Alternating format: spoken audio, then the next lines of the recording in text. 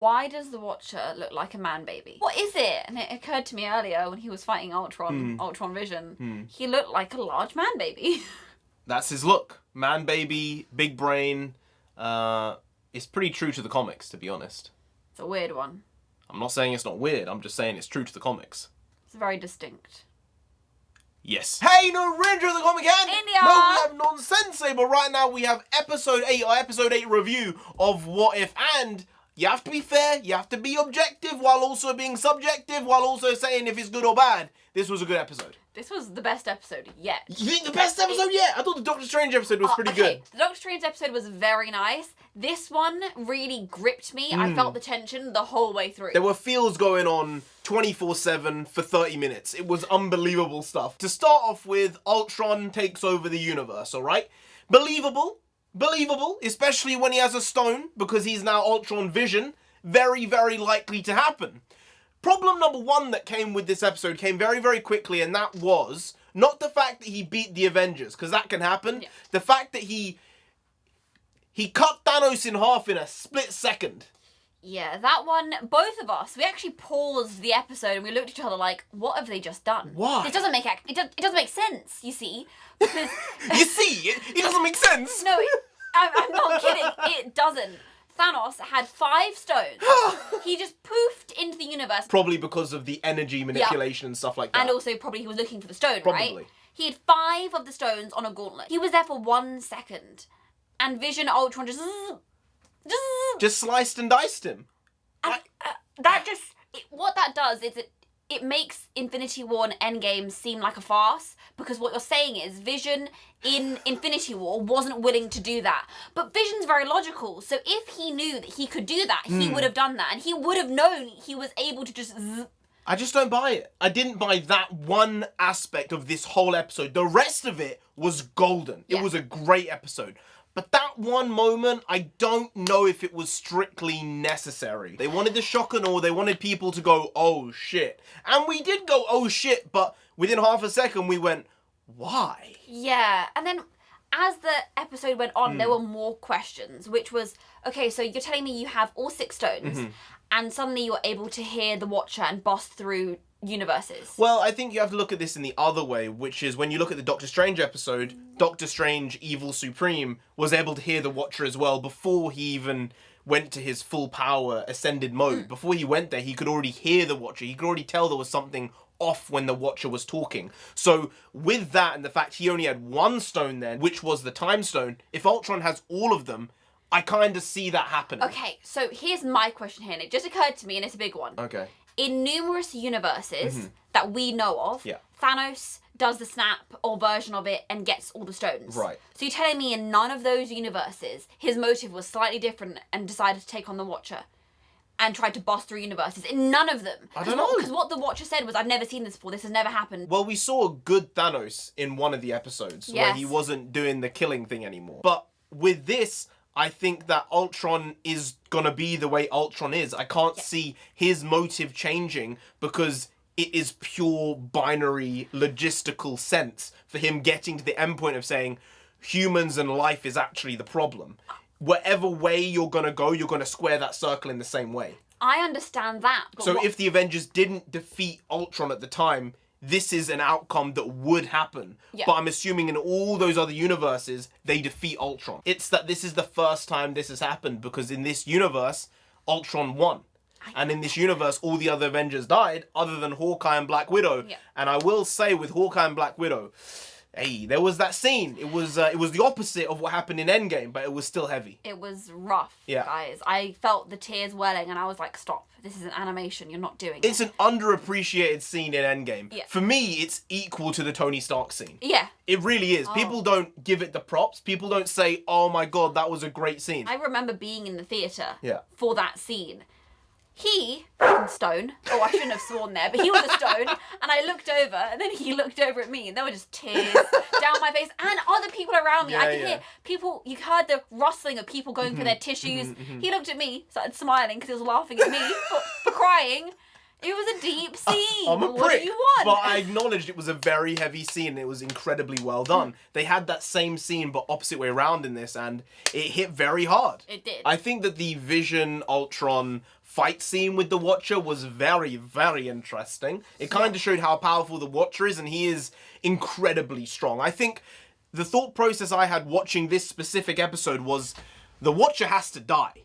Like, whether it's in this season, whether it's in another season, whether it's right at the end of the last episode, I don't know. Because he is essentially a huge foil for Kang. He's a multiversal person. He has access to this power. He's incredibly strong.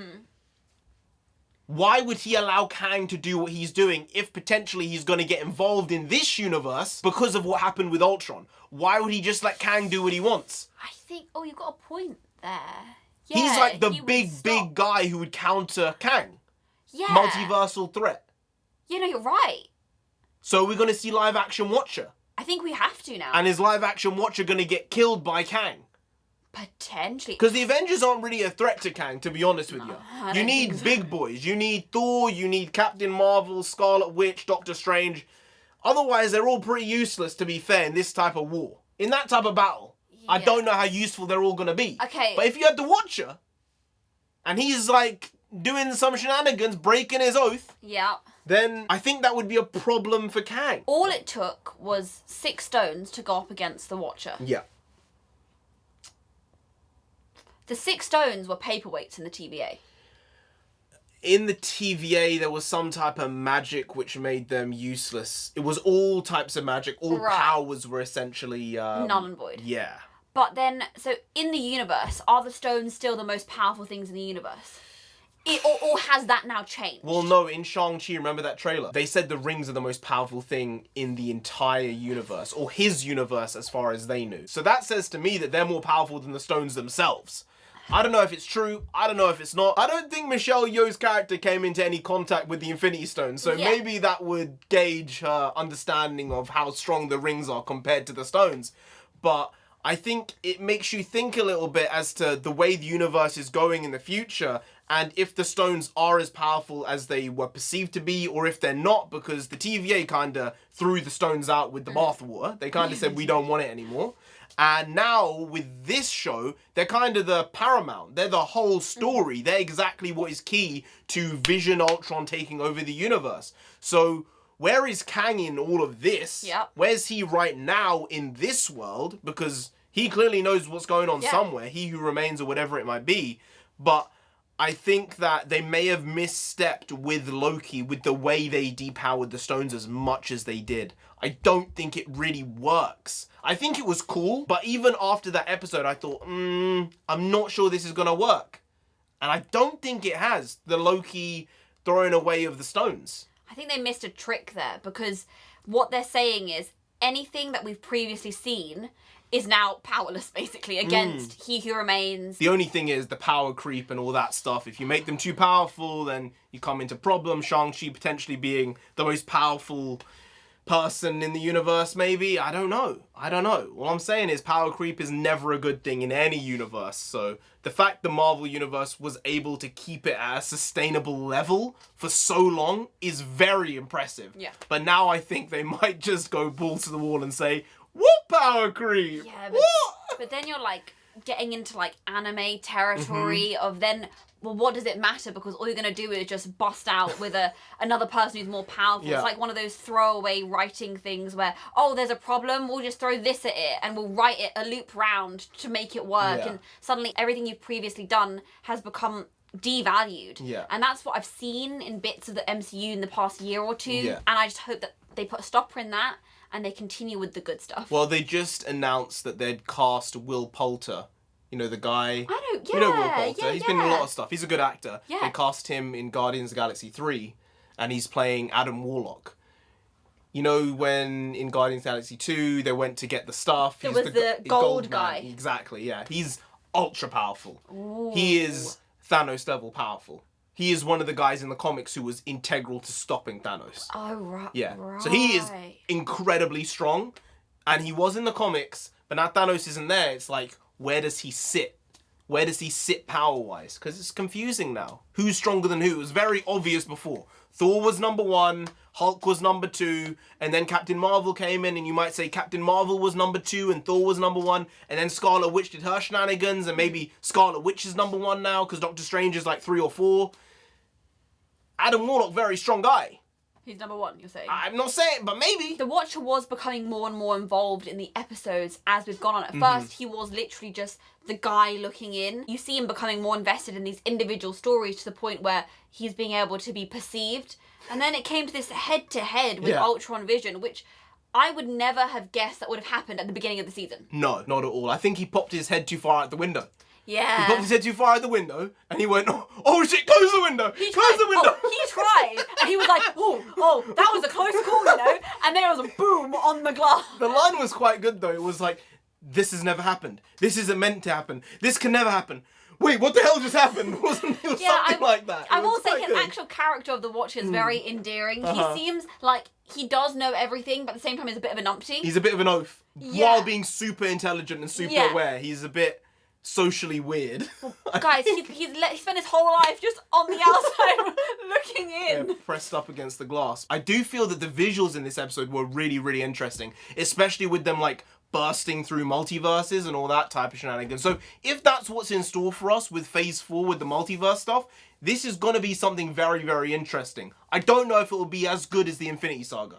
I don't know. I'm not pinning my hopes on that because we lived through this golden age of superhero film, TV, everything was amazing during that period. And I think now maybe it's the come-off point, maybe it's the drop-off, but if they can steady it and still make it good, it doesn't need to be exceptional. Yeah. It would be great if it could be, but it doesn't need to be. They just need to make the films good. Yeah. And everyone will be like, yeah, cool. You're right. We did live through the golden age at the time. I don't think we appreciated it enough, honestly. At the time, I was like, yeah. I did. Yeah, I was living it, breathing it, dreaming it. But I will say that I think now it is a case of just people are already invested and new people are coming into this. Other than those few problems that we did have with the episode, I think it was a very well-rounded one. There were unlimited upsides and unlimited good things with this episode and a handful of bad ones. And I think that's just how it is. Some people will say this was the best episode out of all of them. And I understand why. I understand why one would say that. But I think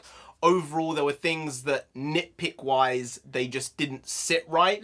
But the Black Widow-Hawkeye relationship, always a 10. Always getting the job done, and it was sad when he died. I didn't want it to happen, but you knew it was going to happen. You saw it coming. Happen. Yeah, it was one of those, you know. You knew it was going to happen, and then when it did, it was like a, then. My feels went round. Anyway, guys, if you did enjoy this video, please do like, share, comment, and subscribe to the channel down there. If you didn't, then Ultron, Vision, whatever it might be, gonna come after you. You don't want that. Do they want that? No. You really don't. So just subscribe anyway to avoid that. I've been NarendraTheComic. I've been India. She's been Non-Sensei. Don't get it twisted. You've been Graham. We'll see you next time. That's tomorrow. If you don't know, make a video every single day. Been doing it every day for over 1,000 days now. We ain't stopping till we get to 10,000 subscribers. So do subscribe. Pop back again tomorrow for some more quality shitty content, because we're hashtagging never know here, just how it goes. Also bring the Pukwas means nonsense in Punjabi, and we also bring that. Bring a lot. Bring a little, do a lot, do a little, but we do indeed bring the quality shitty content on a daily basis. So see you tomorrow. More the same. Slightly different, but essentially the very same. Once more. See you then. Skadoosh.